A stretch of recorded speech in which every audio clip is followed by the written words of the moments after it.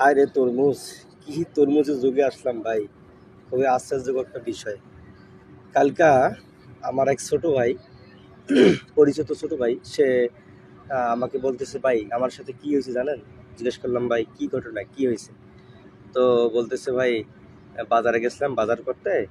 তো বাজার করে আসলাম, বাজার করে আসার সময় দেখি এক দোকানের সামনে একজন তরমুজ বেচতেছে। তো ওখানে বসে বসেই সে ওই লোক তরমুজ বেচে, প্রায় দিনেই দেখি। তো ভাবলাম রোজা রমজানের দিন, রোজা রাখছি, একটা তরমুজ খাবো, একটা তরমুজ কিনলে পরে মানে ইফতার করলে পরে ভালো লাগবে। পরে একটা তরমুজ মাপ দিলাম, প্রায় 2 কেজির একটু বেশি বেশি। জিজ্ঞেস করলাম, ভাই কয় টাকা দাম? ভাই 50 টাকা কেজি ধরে 200 টাকা হয়। পরে ভাই পকেটে থেকে দেখি না 200 টাকা, না 200 টাকা কিছু কম।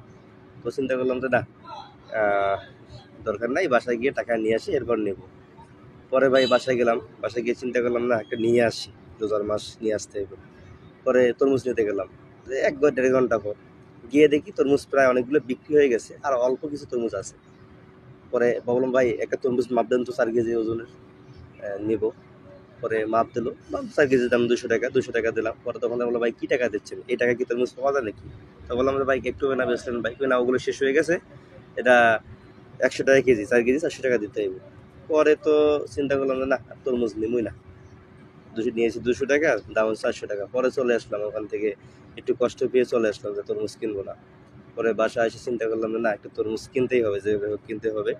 পরের দিন আবার দোকানে চলে গেলাম, বললাম যে ভাই একটা তরমুজ দিয়েন তো ছোটোখাটো।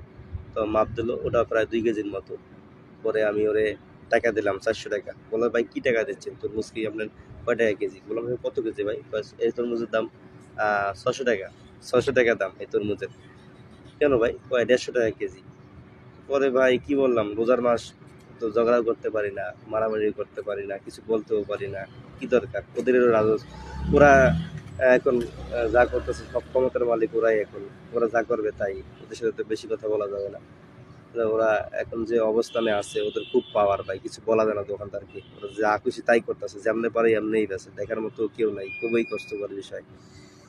পরে চলে আসলাম, কষ্ট পাইয়ে চলে আসলাম, আর তরমুজ খাওয়া হবে না।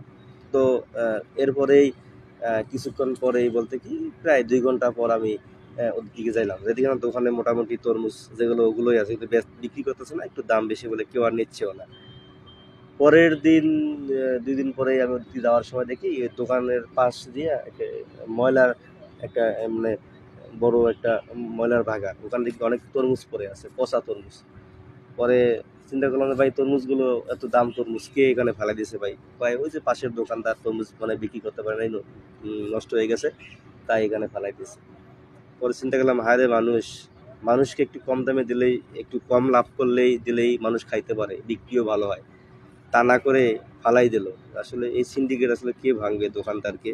আমার তো মনে হয় এরা 10 পিস তরমুজ বিক্রি করেই সব কিছু, মানে যা চালান ছিল ওটাই ফেলছে, কিছু লাভ করছে। পরে হয়তো বা সারা দেয় নাই, নষ্ট করে তো মানুষকে বিক্রি করে নাই। এটা অনেক বড় সিন্ডিকেট ভাই, এই সিন্ডিকেটটা আসলে ভাঙার মতো কেউ নাই। বছর বারে বললাম, ভাই মন খারাপ করো না, সামনে হয়তো বা তরমুজের দাম কিছু কম হতে পারে, সিজন আসতে আছে, এই আর কি ভাই।